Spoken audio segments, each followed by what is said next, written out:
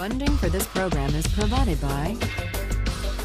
Additional funding provided by.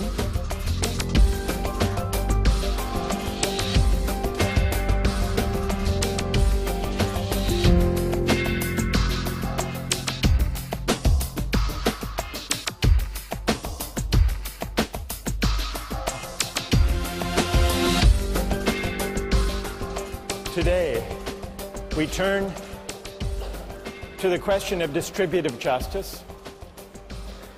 How should income and wealth and power and opportunities be distributed? According to what principles? John Rawls offers a detailed answer to that question. And we're going to examine and assess his answer to that question today. We put ourselves in a position to do so last time by trying to make sense of why he thinks that principles of justice are best derived from a hypothetical contract. And what matters is that the hypothetical contract be carried out in an original position of equality behind what Rawls calls the veil of ignorance. So that much is clear.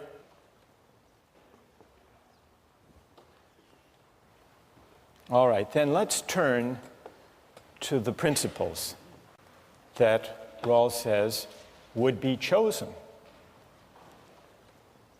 behind the veil of ignorance. First, he considers some of the major alternatives. What about utilitarianism? Would the people in the original position choose to govern their collective lives? Utilitarian principles, the greatest good for the greatest number. No, they wouldn't, Rawls says. And the reason is that behind the veil of ignorance, everyone knows that once the veil goes up and real life begins, we will each want to be respected with dignity. Even if we turn out to be a member of a minority, we don't want to be oppressed. And so we would agree to reject utilitarianism and instead to adopt as our first principle equal basic liberties, fundamental rights to freedom of speech, freedom of assembly, religious liberty, freedom of conscience, and the like. We wouldn't want to take the chance that we would wind up as members of an oppressed or a despised minority with the majority tyrannizing over us. And so Rawls says utilitarianism would be rejected. Utilitarianism makes the mistake, Rawls writes, of forgetting, or at least not taking seriously, the distinction between persons. And in the original position behind the veil of ignorance, we would recognize that and reject utilitarianism. We wouldn't trade off our fundamental rights and liberties for any economic advantages. That's the first principle. Second principle has to do with social and economic inequalities. What would we agree to? Remember, we don't know whether we're going to wind up being rich or poor, healthy or unhealthy. We don't know what kind of family we're going to come from, whether we're going to inherit millions or whether we will come from an impoverished family. So we might, at first thought, say, well, let's require an equal distribution of income and wealth, just to be on the safe side. But then we would realize that we could do better than that, even if we're unlucky and wind up at the bottom. We could do better if we agree to a qualified principle of equality. Rawls calls it the difference principle. A principle that says only those social and economic inequalities will be permitted that work to the benefit of the least well-off. So we wouldn't reject all inequality of income and wealth. We would allow some, but the test would be, do they work to the benefit of everyone, including those, or as he specifies the principle, especially those at the bottom. Only those inequalities would be accepted behind the veil of ignorance, and so Rawls argues, only those inequalities that work to the benefit of the least well-off are just. We talked about the examples of Michael Jordan making $31 million a year, of Bill Gates having a fortune in the tens of billions. Would those inequalities be permitted under the difference principle? Only if they were part of a system, those wage differentials, that actually work to the advantage of the least well-off. Well, what would that system be? Maybe it turns out that as a practical matter, you have to provide incentives to attract the right people to certain jobs.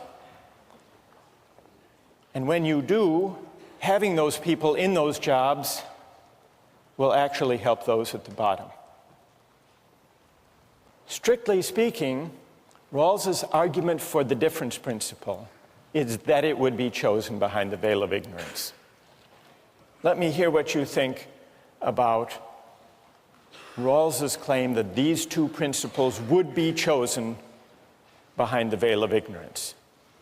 Is there anyone who disagrees that they would be chosen? All right, let's start up in the balcony, if that's all right. Go ahead. Okay, your argument depends upon us believing that we would argue and set policy or justice from a bottom, for the disadvantaged. And I just don't see from a proof standpoint where we've proven that. Why not the top? Right. And what's your name? Mike. Mike, all right, good question. Put yourself behind the veil of ignorance. Enter into the thought experiment. What principles would you choose? How would you think it through? Well, I would say things like even Harvard's existence is an example of preaching toward the top, because Harvard takes the top academics, and I didn't know when I was born how smart I would be, but I worked my life to get to a place of this caliber. Now, if you'd said Harvard's going to randomly take 1,600 people of absolutely no qualification, we'd all be saying, well, there's not much to work for. And so what principle would you choose? In that situation, I would say a merit-based one, where I don't necessarily know what I have, but I'd rather have a system that rewards me based on my efforts. So you, Mike, behind the veil of ignorance, would choose a merit-based system where people are rewarded according to their efforts. All right, fair enough. What would you say? Go ahead. My question is, if the merit-based argument is based on when everyone is at a level of equality, where from that position you're rewarded to where you get, or is it regardless of what advantages you may have when you began your education to get where you are here? I mean, I think what the question you're asking is saying, if we want to look at whatever utilitarianism policy it is, do we want to maximize world wealth? And I think a system that rewards merit is the one that we've pretty much all established is what is best for all of us. Despite the fact that some of us may be in the 2nd percentile and some may be in the 98th percentile, and at the end of the day it lifts that lowest base level, a community that rewards effort as opposed to innate differences. But I don't understand how you're rewarding someone's efforts who clearly has had, not you, but maybe myself, advantages throughout to get where I am here. I mean, I can't say that somebody else who maybe worked as hard as I did would have had the same opportunity to come to a school like this. All right, let's look at that point. What's your name? Kate. Kate, you suspect that the ability to get into top schools may largely depend on coming from an affluent family, having a favorable family background, social, cultural, economic advantages, and so on? I mean, economic, but yes, social, cultural, all of those advantages for sure. Someone did a study of the 146 selective colleges and universities in the United States. And they looked at the students in those colleges and universities to try to find out what their background was, their economic background. What percentage do you think come from the bottom quarter of the income scale? You know what the figure is? Only 3% of students at the most selective colleges and universities come from poor backgrounds. Over 70% come from affluent families. Let's go one step further then and try to address Mike's challenge. Rawls actually has two arguments, not one, in favor of his principles of justice, and in particular of the difference principle. One argument is the official argument, what would be chosen behind the veil of ignorance. Some people challenge that argument, saying maybe people would want to take their chances. Maybe people would be gamblers behind the veil of ignorance, hoping that they would wind up on top. That's one challenge that has been put to Rawls. But backing up the argument from the original position is a second argument. And that is a straightforwardly moral argument. And it goes like this. It says, the distribution of income and wealth and opportunities should not be based on factors for which people can claim no credit. It shouldn't be based on factors that are arbitrary from a moral point of view. Rawls illustrates this by considering several rival theories of justice. He begins with the theory of justice that most everyone these days would reject: a feudal aristocracy. What's wrong with the allocation of life prospects in a feudal aristocracy? Rawls says, well, the thing that's obviously wrong about it is that people's life prospects are determined by the accident of birth. Are you born to a noble family or to the family of peasants and serfs? And that's it. You can't rise. It's not your doing where you wind up or what opportunities you have. But that's arbitrary from a moral point of view. And so that objection to feudal aristocracy leads, and historically has led people to say, careers should be open to talents. There should be formal equality of opportunity, regardless of the accident of birth. Every person should be free to strive, to work, to apply for any job in the society. And then, if you open up jobs and you allow people to apply and to work as hard as they can, then the results are just. So it's more or less the libertarian system that we've discussed in earlier weeks. What does Rawls think about this? He says it's an improvement. It's an improvement because it doesn't take as fixed the accident of birth. But even with formal equality of opportunity, the libertarian conception doesn't extend its insight far enough. Because if you let everybody run the race, everybody can enter the race, but some people start at different starting points, that race isn't going to be fair. Intuitively, he says, the most obvious injustice of this system is that it permits distributive shares to be improperly influenced by factors arbitrary from a moral point of view, such as whether you got a good education or not, whether you grew up in a family that supported you and developed in you a work ethic and gave you the opportunities.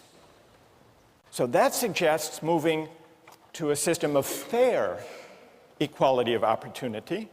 And that's really the system that Mike was advocating earlier on, what we might call a merit-based system, a meritocratic system.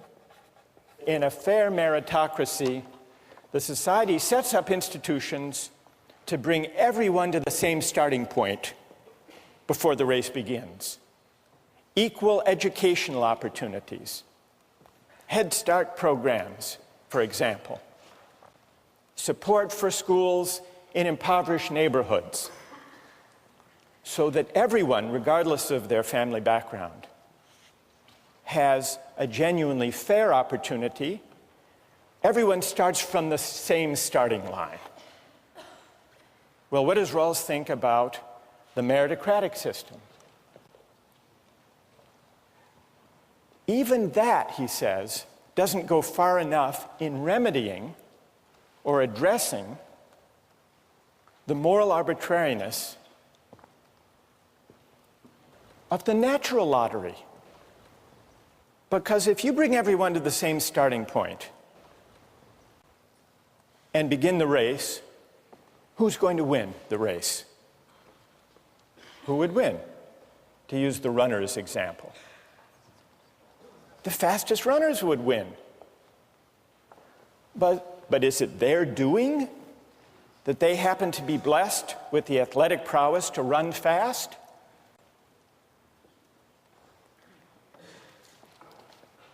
So Rawls says even the principle of meritocracy, where you bring everyone to the same starting point, may eliminate the influence of social contingencies and upbringing, but it still permits the distribution of wealth and income to be determined by the natural distribution of abilities and talents. And so he thinks that the principle of eliminating morally arbitrary influences in the distribution of income and wealth requires going beyond what Mike favors, the meritocratic system. Now, how do you go beyond? If you bring everyone to the same starting point, and you're still bothered by the fact that some are fast runners and some are not fast runners, what can you do? Well, some critics of a more egalitarian conception say the only thing you can do is handicap the fast runners. Make them wear lead shoes. But who wants to do that? That would defeat the whole point of running the race. But Rawls says you don't have to have a kind of leveling equality if you want to go beyond a meritocratic conception. You permit, you even encourage those who may be gifted to exercise their talents. But what you do is you change the terms on which people are entitled to the fruits of the exercise of those talents. And that really is what the difference principle is. You establish a principle that says people may benefit from their good fortune, from their luck in the genetic lottery, but only on terms that work to the advantage of the least well-off. And so, for example, Michael Jordan can make $31 million, but only under a system that taxes away a chunk of that to help those who lack the basketball skills that he's blessed with. Likewise, Bill Gates. He can make his billions, but he can't think that he somehow morally deserves those billions. Those who have been favored by nature may gain from their good fortune, but only on terms that improve the situation of those who have lost out. That's the difference principle. And it's an argument from moral arbitrariness. Rawls claims that if you're bothered by basing distributive shares on factors arbitrary from a moral point of view, you don't just reject a feudal aristocracy for a free market. You don't even rest content with a meritocratic system that brings everyone to the same starting point. You set up a system where everyone, including those at the bottom, benefit from the exercise of the talents held by those who happen to be lucky. What do you think? Is that persuasive? Who's Who finds that argument unpersuasive, the argument for moral arbitrariness? Yes. I think that in the egalitarian proposition, the more talented people, I think it's very optimistic to think that they would still work really hard even if they knew that part of what they made would be given away. So I think that the only way for the more talented people to exercise their talents to the best of their ability is in the meritocracy. And in a meritocracy, what's your name? Kate. Kate, does it bother you, and Mike, does it bother you, that in a meritocratic system, even with fair equality of opportunity, people get ahead, people get rewards that they don't deserve simply because they happen to be naturally gifted? What about that? I think that it is arbitrary, and obviously it's arbitrary, but I think that that correcting for it would be detrimental. And unlike... Because it would reduce incentives, is that why? Reduce incentives, yeah. Mike, what do you say? We're all sitting in this room and we have undeserved glory of some sort, that you should not be satisfied with the process of your life because you have not created any of this.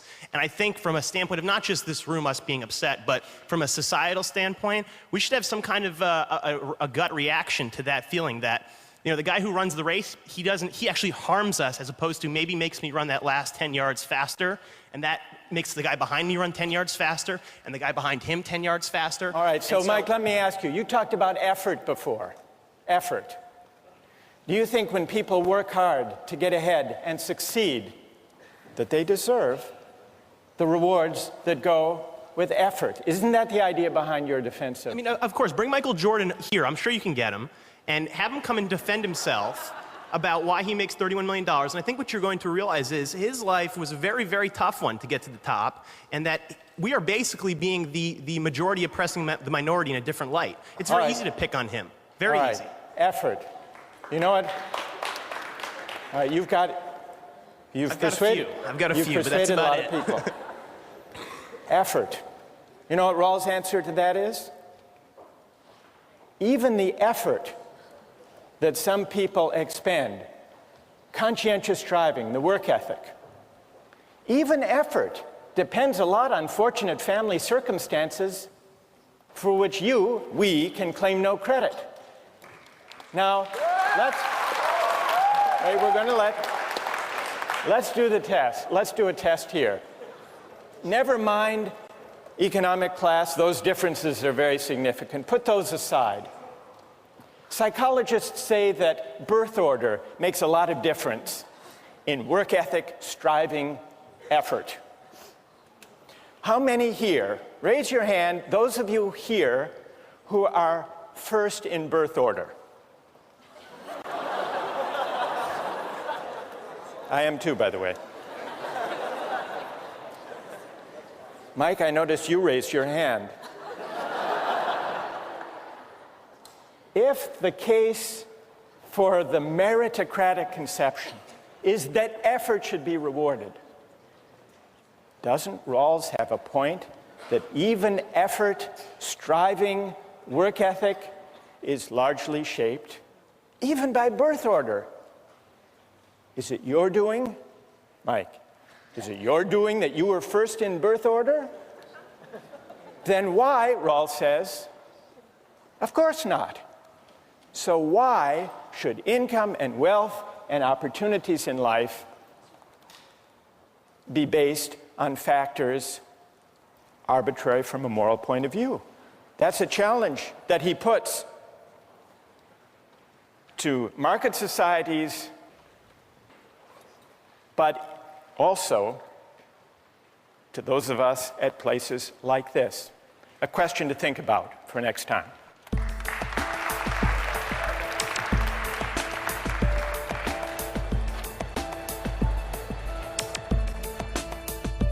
A justice of the United States Supreme Court. What do they make? It's just under $200,000. But there's another judge who makes a lot more than Sandra Day O'Connor. You know who it is? Judge Judy. How did you know that? Judge Judy, you know how much she makes? $25 million. Now, is that just? Is it fair? We ended last time with that remarkable poll. You remember? The poll about birth order. What percentage of people in this room raised their hands? Was it to say that they were the firstborn? 75, 80%? And what was the significance of that if you're thinking about these theories of distributive justice? Remember, we were discussing three different theories of distributive justice, three different ways of answering the question, how should income and wealth and opportunities and the good things in life be distributed? And so far, we've looked at the libertarian answer that says the just system of distribution is a system of free exchange, a free market economy, against a background of formal equality, which simply means that jobs and careers are open to anyone. Rawls says this represents an improvement over aristocratic and caste systems because everyone can compete for every job, careers open to talents. And beyond that, the just distribution is the one that results from free exchange, voluntary transactions. No more, no less. Then Rawls argues, if all you have is formal equality, jobs open to everyone, the result is not going to be fair. It will be biased in favor of those who happen to be born to affluent families, who happen to have the benefit of good educational opportunities. And that accident of birth is not a just basis for distributing life chances. And so many people who notice this unfairness, Rawls argues, are led to embrace a system of fair equality of opportunity. That leads to the meritocratic system, fair equality of opportunity. But Rawls says, even if you bring everyone to the same starting point in the race, what's going to happen? Who's going to win? The fastest runners. So once you're troubled by basing distributive shares on morally arbitrary contingencies, you should, if you reason it through, be carried all the way to what Rawls calls the democratic conception, a more egalitarian conception of distributive justice that he defines by the difference principle. Now, he doesn't say that the only way to remedy or to compensate for differences in natural talents and abilities is to have a kind of leveling equality, a guaranteed equality of outcome. But he does say there's another way to deal with these contingencies. People may gain, may benefit from their good fortune, but only on terms that work to the advantage of the least well-off. And so we can test how this theory actually works by thinking about some pay differentials that arise in our society. What does the average school teacher make in the United States, do you suppose? Roughly. It's a little more, 42,000. What about David Letterman? How much do you think David Letterman makes? More than a school teacher? $31 million. David Letterman. Is that fair? That David Letterman makes that much more than a school teacher? Well, Rawls's answer would be, it depends whether The basic structure of society is designed in such a way that Letterman's $31 million is subject to taxation so that some of those earnings are taken to work for the advantage of the least well-off. One other example of a pay differential. A justice of the United States Supreme Court. What do they make? It's just under $200,000. Here's Sandra Day O'Connor, for example. There she is. But there's another judge who makes a lot more than Sandra Day O'Connor. Do you know who it is? Judge Judy. How did you know that? You watch? You know, but you've heard. You're right. Judge Judy, you know how much she makes? There she is. $25 million. Now, is that just? Is it fair? Well, the answer is it depends whether this is against a background system in line with the difference principle, where those who come out on top in terms of income and wealth are taxed in a way that benefits the least well-off members of society.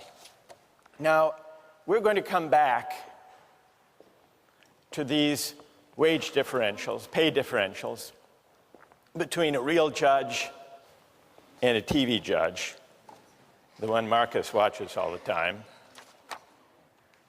What I want to do now is return to these theories and to examine the objections to Rawls's more egalitarian theory, the difference principle. There are at least 3 objections to Rawls's difference principle. One of them came up last time in the discussion, and a number of you raised this worry. What about incentives? Isn't there the risk if taxes reach 70, 80, 90% marginal rate that Michael Jordan won't play basketball, that David Letterman won't do late-night comedy, or that CEOs will go into some other line of work? Now, who among those who are defenders of Rawls, who has an answer to this objection about the need for incentives? Yes, go ahead, stand up. Rawls's idea is that there should only be so much difference that it helps the least well-off the most. So if there's too much equality, then the least well-off might not be able to watch late-night TV or might not have a job because their CEO doesn't want to work. So you need to find the correct balance where taxation still leaves enough incentive for the least well-off to benefit from the talents. Good. And what's your name?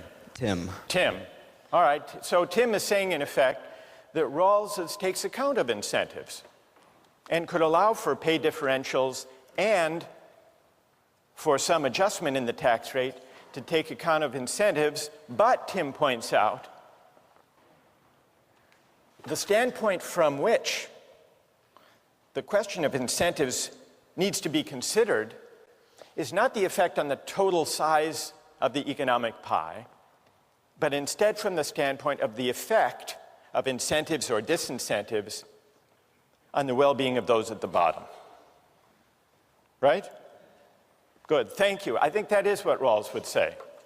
In fact, if you look in section 17, where he describes the difference principle, he allows for incentives. The naturally advantaged are not to gain merely because they are more gifted, but only to cover the costs of training and education and for using their endowments in ways that help the less fortunate as well. So you can have incentives. You can adjust the tax rate if taking too much from David Letterman or from Michael Jordan or from Bill Gates winds up actually hurting those at the bottom. That's the test. So incentives, that's not a decisive objection against Rawls's difference principle. But there are two weightier, more difficult objections. One of them comes from defenders of a meritocratic conception. The argument that says, what about effort? What about people working hard, having a right to what they earn because they've deserved it, they've worked hard for it? That's the objection from effort and moral desert. Then there's another objection that comes from libertarians, and this objection has to do with reasserting the idea of self-ownership. Doesn't the difference principle, by treating our natural talents and endowments as common assets,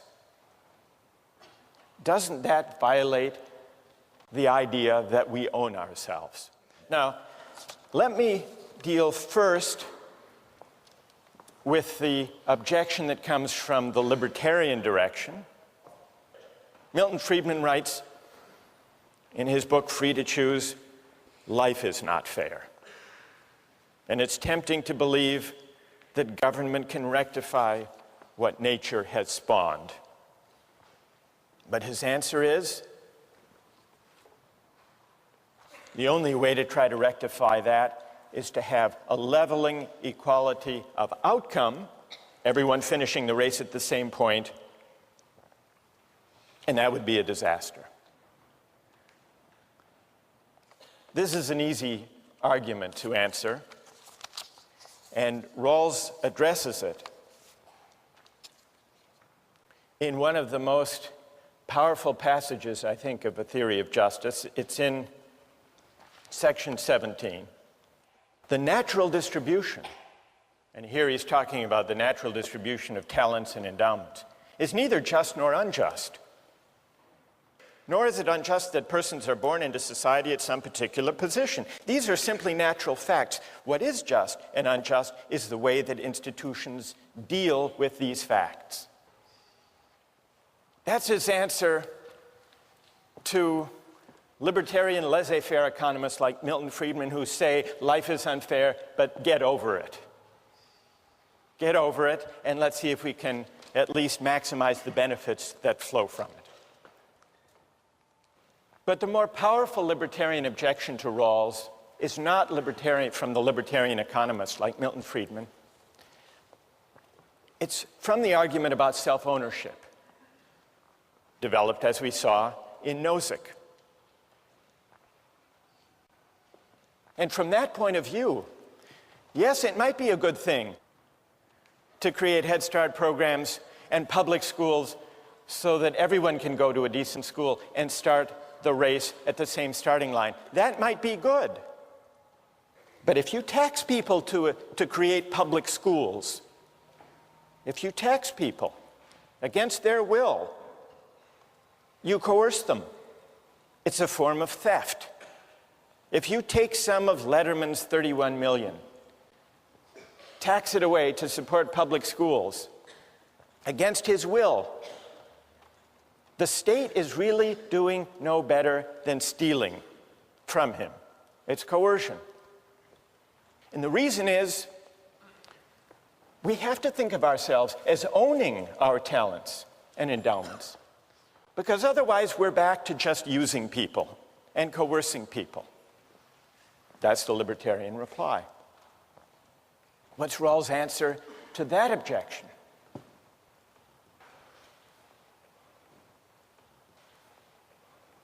He doesn't address the idea of self-ownership directly, but the effect, the moral weight of his argument for the difference principle is maybe we don't own ourselves in that thoroughgoing sense after all. Now, he says this doesn't mean that the state is an owner in me in the sense that it can simply commandeer my life. Because remember, the first principle we would agree to behind the veil of ignorance is the principle of equal basic liberties: freedom of speech, religious liberty, freedom of conscience, and the like. So the only respect in which the idea of self-ownership must give way comes when we're thinking about whether I own myself in the sense that I have a privileged claim on the benefits that come from the exercise of my talents in a market economy. And Rawls says, on reflection, we don't. We can defend rights. We can respect the individual. We can uphold human dignity without embracing the idea of self-possession. That, in effect, is his reply to the libertarian. I want to turn now to his reply to the defender of a meritocratic conception, who invokes effort as the basis of moral desert. People who work hard to develop their talents deserve the benefits that come from the exercise of their talents. Well, we've already seen the beginning of Rawls's answer to that question, and it goes back to that poll we took about birth order. His first answer is, even the work ethic, even the willingness to strive conscientiously, depends on all sorts of family circumstances and social and cultural contingencies for which we can claim no credit. You can't claim credit for the fact that most of us, happen to be first in birth order, and that for some complex psychological and social reasons, that seems to be associated with striving, with achieving, with effort. That's one answer. There's a second answer. Those of you who invoke effort, you don't really believe that moral desert attaches to effort. Take two construction workers. One is strong and can raise 4 walls in an hour without even breaking a sweat. And another construction worker is small and scrawny and has to spend 3 days to do the same amount of work. No defender of meritocracy is going to look at the effort of that weak and scrawny construction worker and say, therefore, he deserves to make more. So it isn't really effort. This is the second reply to the meritocratic claim. It isn't really effort that the defender of meritocracy believes is the moral basis of distributive shares. It's contribution. How much do you contribute? But contribution takes us straight back to our natural talents and abilities, not just effort. And it's not our doing how we came into the possession of those talents in the first place. All right, suppose you accepted these arguments, that effort isn't everything, that contribution matters from the standpoint of the meritocratic conception, that effort even isn't our own doing. Does that mean, the objection continues, does that mean that according to Rawls, moral desert has nothing to do with distributive justice? Well, yes. Distributive justice is not about moral desert. Now, here, Rawls introduces an important and a tricky distinction. It's between moral desert on the one hand and entitlements to legitimate expectations on the other. What is the difference between moral deserts and entitlements? Consider two different games, a game of chance and a game of skill. Take a game of pure chance. Say I play the Massachusetts State Lottery, and my number comes up. I'm entitled to my winnings. But even though I'm entitled to my winnings, there's no sense in which, because it's just a game of luck, no sense in which I morally deserve to win in the first place. That's an entitlement. Now contrast the lottery with a different kind of game, a game of skill. Now, imagine the Boston Red Sox winning the World Series. When they win, they're entitled to the trophy, but it can be always asked of a game of skill, did they deserve to win? It's always possible, in principle, to distinguish what someone's entitled to under the rules and whether they deserve to win in the first place. That's an antecedent standard, moral desert. Now, Rawls says distributive justice is not a matter of moral desert, though it is a matter of entitlements to legitimate expectations. Here's where he explains it. A just scheme answers to what men are entitled to. It satisfies their legitimate expectations as founded upon social institutions. But what they are entitled to is not proportional to, nor dependent on, their intrinsic worth. The principles of justice that regulate the basic structure do not mention moral desert, and there is no tendency for distributive shares to correspond to it. Why does Rawls make this distinction? What morally is at stake?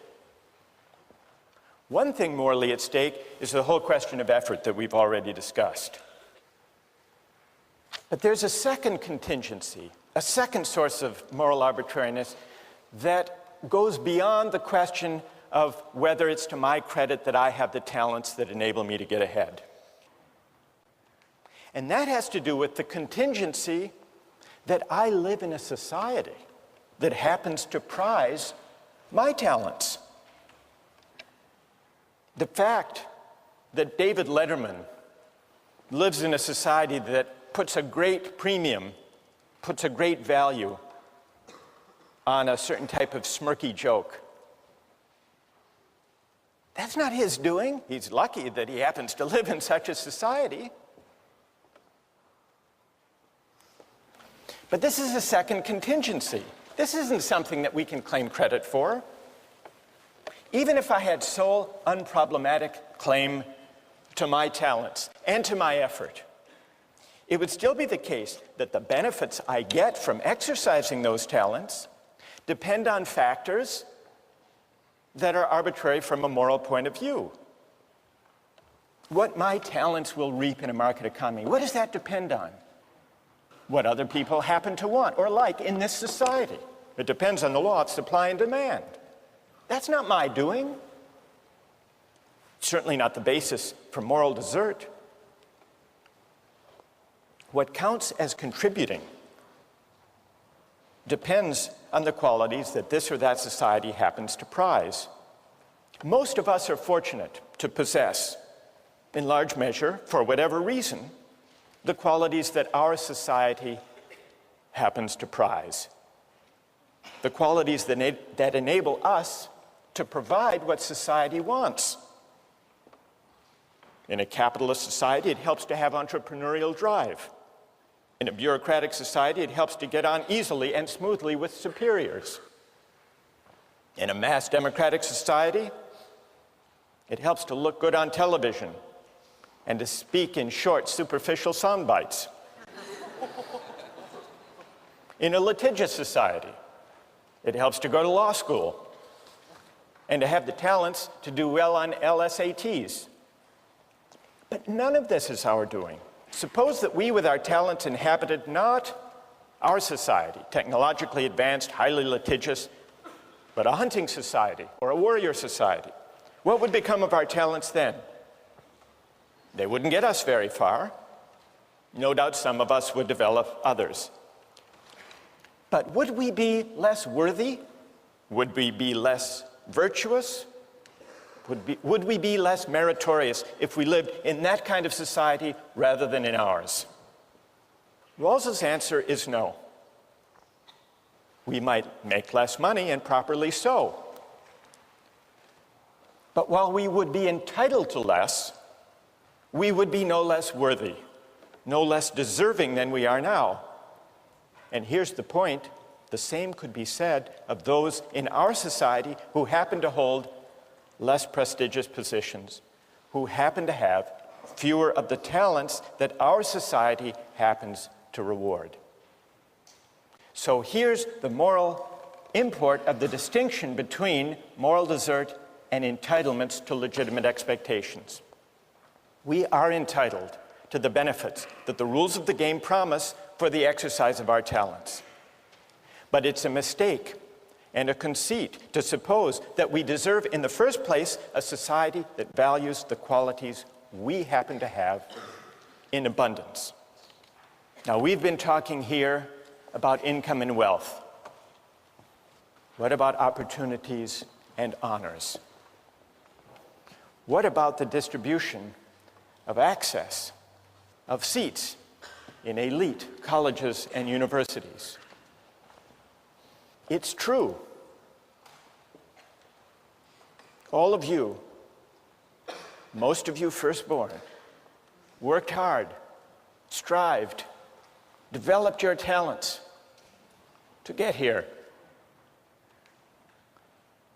But Rawls asks, in effect, what is the moral status of your claim to the benefits that attach to the opportunities you have?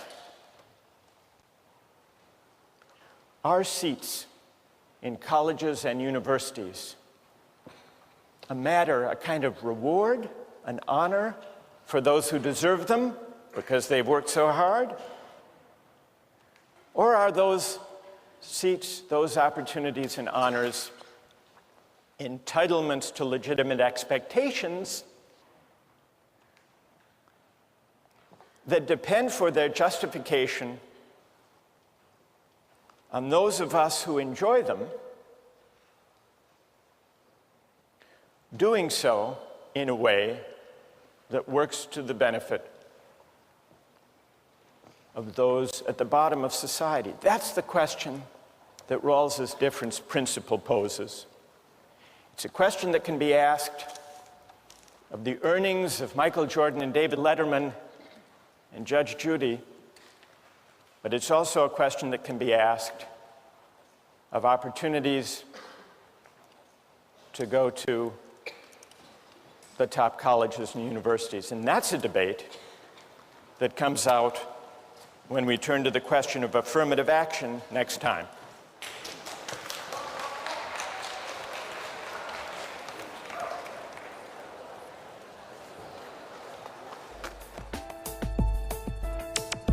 Don't miss the chance to interact online with other viewers of Justice. Join the conversation, take a pop quiz, watch lectures you've missed, and learn a lot more. Visit justiceharvard.org. It's the right thing to do.